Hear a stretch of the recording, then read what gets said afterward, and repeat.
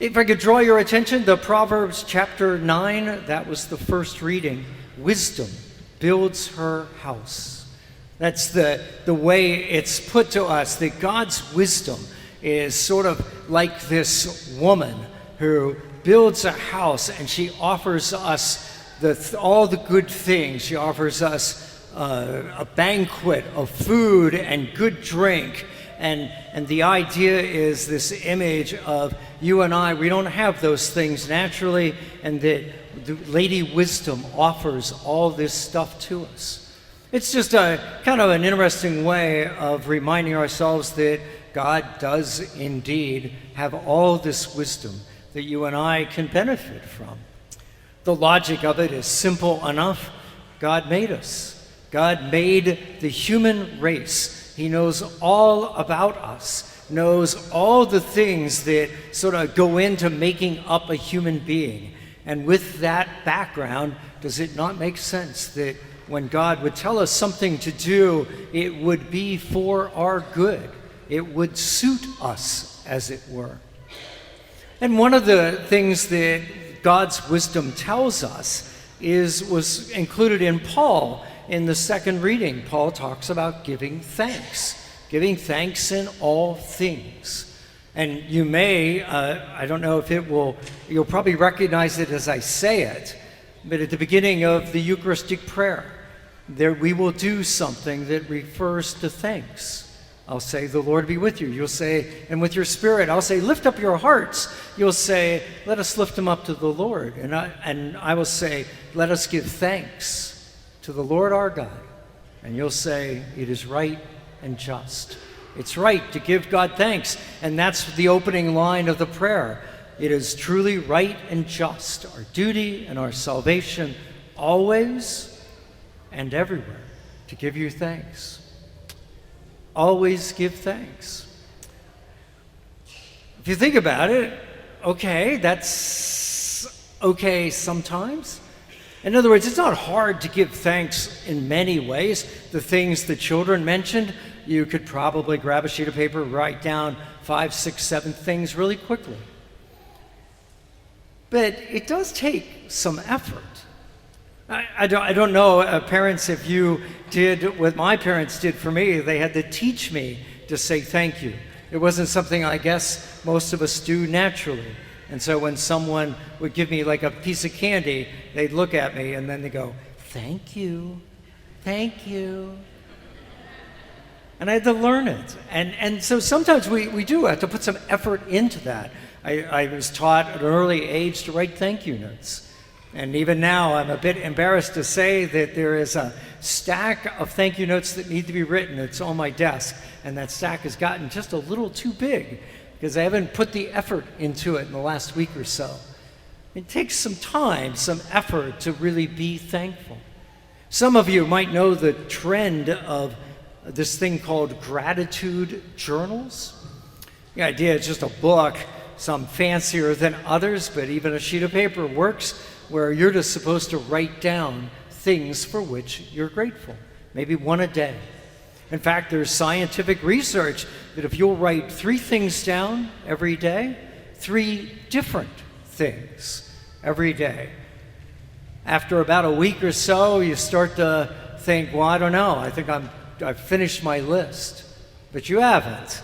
And if you start really digging into it, you can start to think of other things that you haven't listed that you are grateful for. Maybe even things from the past, people that have influenced your life in a real positive way. You can say, oh, I am grateful for that.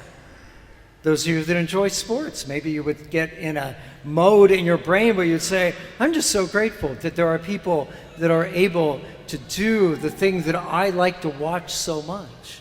Or be grateful for modern TVs, that those of us that watched the Olympics, did it not feel like we were there in Paris because of the clarity of what was on the screen? Kids won't appreciate this because it's always looked like that to them.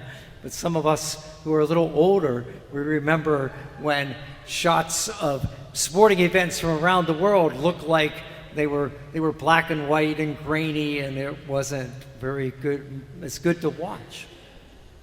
Lots of things you can be grateful for. The point is that if you'll do that every day, 3 things for, say about 3 weeks, scientifically, you are likely to be a little happier.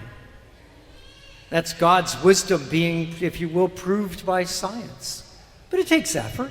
You'd have to do that. You'd have to, every night before you go to bed or some time during the day, you'd have to get your little book out or your sheet of paper, and you'd have to write it down.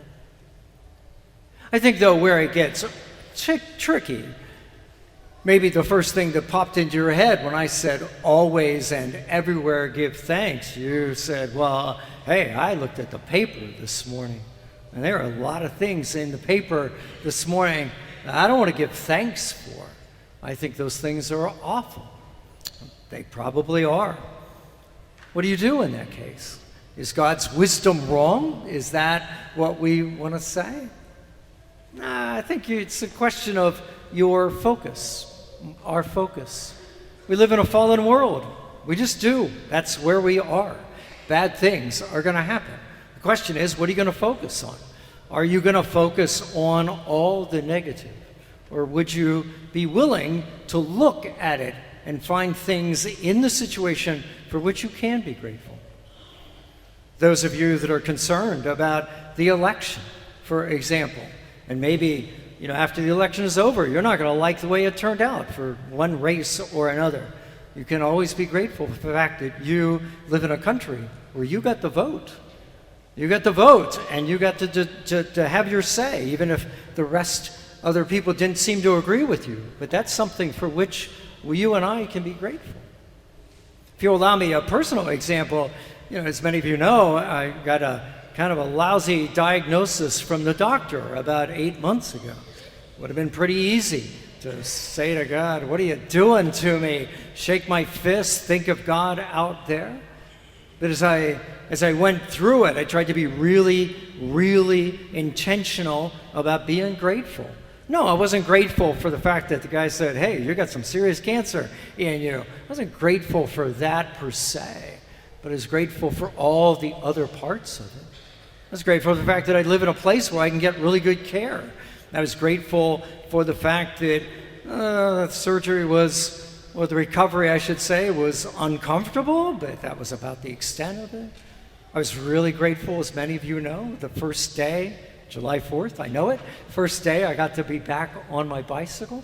I can be grateful for all the people who were so kind to me during that time and continue to be. I can be grateful for all sorts of things in this lousy situation. And so it's a question of what am I sitting and thinking about? I can sit and think about the fact that, did I lose something in the gene pool lottery sort of thing? I can think that God doesn't like me. I can think that God's punishing me. I can think all sorts of negative things, but I don't have to. Instead, I can be grateful. I can be grateful for all this stuff. We live in a world in which there is cancer. I happen to have some. And so, okay. But there is gratitude to be found in even the worst situation. That's the Lord's wisdom. Lady Wisdom, she builds her house. She lays out a glorious banquet. Choice is up to us. We want to take God's wisdom and think of the choice. Just from a practical standpoint, you want to go through the days thinking about, this is bad, this is bad, this is bad, this is bad. Just do that. Have the news on, constantly being bombarded by that. That making you happy? Or do you want to look at it and say, okay, I don't like any of this stuff, but there's still much to be grateful for. Would that not make our lives a little better? I can tell you, it's made my life a whole lot better over the last 8 months. I'm sure it will continue to do that for me, and I'm sure it will do that for you as well.